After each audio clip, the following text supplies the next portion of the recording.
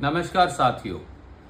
6 जून 2024 को यानी 3 दिन पहले हमने 7 बिंदु उठाए जिससे ये साबित होता था कि नीट एग्जाम में भारी गड़बड़ झाला है, विवाद है, शंकाएं हैं। एक्सपर्ट्स ने कहा, शिक्षाविदों ने कहा, विपक्ष ने कहा, पूरे देश ने कहा, पर नीट एग्जाम की गड़बड़ झाले को लेकर ना नेशनल टेस्टिंग एजेंसी एनटीए और ना मोदी सरकार के शिक्षा विभाग के कान पर जूं तक रेंगी। अब 8 जून 2024 यानी कल एनटीए के महानिदेशक ने ये कह दिया कि 1563 बच्चों को जो ग्रेस मार्क्स मिले हैं उनकी एक कमेटी समीक्षा करेगी। लीपापोती का ये खेल नीट एग्जाम को लेकर कब तक चलेगा? कब तक एनटीए और मोदी सरकार जवाब नहीं देगी? कब तक अनियमितताओं की जांच नहीं होगी? कब तक पूरे तथ्य 24 लाख बच्चों और उनके माता पिता और शिक्षाविदों के सामने नहीं रखे जाएंगे? सवाल सीधा ये है। कुछ सीधे सवाल बनते हैं जिसका जवाब आज भी एनटीए और शिक्षा मंत्रालय नहीं दे रहा। पहला सवाल, 67 नीट टॉपर कैसे हो गए? यानी 720 में से 720 नंबर उनके कैसे आए? पिछले सालों में कितने टॉपर थे ये देखिए। 2019 में एक टॉपर था, 2020 में एक टॉपर, 2021 में 3 टॉपर, 2022 में एक टॉपर, 2023 में 2 टॉपर और 2024 में 67 टॉपर।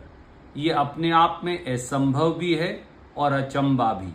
इसका जवाब मोदी सरकार और एनटीए क्यों नहीं दे रही?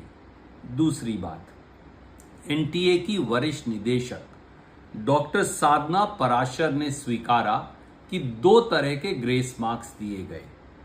नंबर 1, 13,373 बच्चों ने फिजिक्स में एटम के एग्जाम के ऑप्शन 1 और ऑप्शन 2 को लेकर सवाल उठाया और दोनों जवाब सही बताए।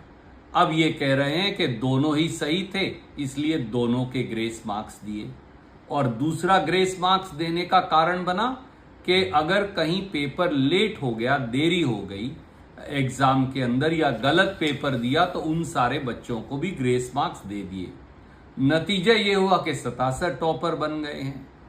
अब नीट का जो एग्जाम है वो professional entrance exam system of elimination पर आधारित है। ऐसे में ग्रेस मार्क दिए ही नहीं जा सकते, तो एनटीए और मोदी सरकार जवाब क्यों नहीं दे रही?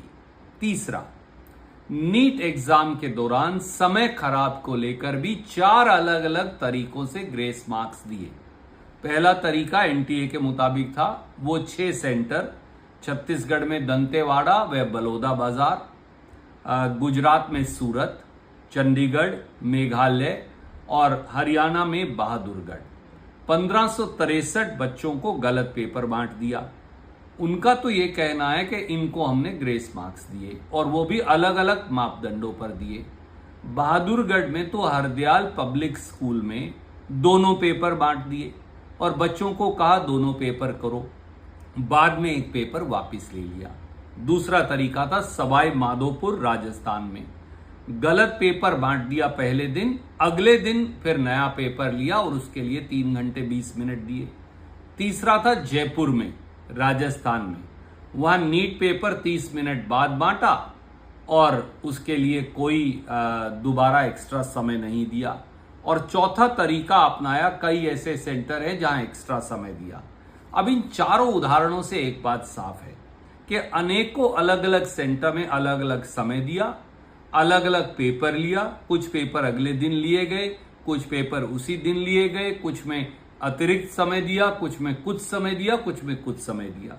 अब जब इतनी भारी अनियमितताएं हैं तो इस पूरे नीट एग्जाम को वैध ठहराने पर क्यों उतारू है मोदी सरकार? और 24 लाख बच्चों के भविष्य का क्या होगा? चौथा, अब तक 600 नंबर अगर आते तो सरकारी मेडिकल कॉलेज में नीट एग्जाम के आधार पर दाखिला हो जाता था। अब ये बढ़कर 660 हो गए हैं। तो गरीब बच्चे जो नीट एग्जाम देते हैं वो कहां जाएं? नेक्स्ट, 5वां, रिजल्ट आना था 14 जून 2024 को। 4 जून को पार्लियामेंट का रिजल्ट आना था, क्योंकि इतनी भारी गड़बड़ झाला था तो रिजल्ट भी 4 जून को निकाल दिया गया। तो क्या ये इसलिए निकाला गया कि इन सब पर पर्दा डाला जा सके? लीपा पोती का ये खेल कैसे चलेगा? और आखिरी जो महत्वपूर्ण बात है, कई बच्चों ने खुदकुशी कर ली नीट के रिजल्ट आने के बाद। हमने देखा कि दौसा के एक बच्चे ने की, रीवा की एक बिटिया ने की, मध्य प्रदेश के। कैसे चलेगा ये? 24 लाख युवा नीट एग्जाम को लेकर मोदी सरकार से न्याय चाहते हैं, लीपा पोती का खेल नहीं। हम ये चाहते हैं कि झूठ के आडंबर को छोड़ा जाए और सच्चाई सामने आए। मोदी जी आज प्रधानमंत्री की शपथ तो लेंगे, पर इन 24 लाख बच्चों के भविष्य के बारे में भी पहला कदम उठाएं और देश को बताएं कि अब इस नीट एग्जाम की विश्वसनीयता, वैधता, विवाद, इनका हल कैसे निकलेगा। जय हिंद, नमस्कार।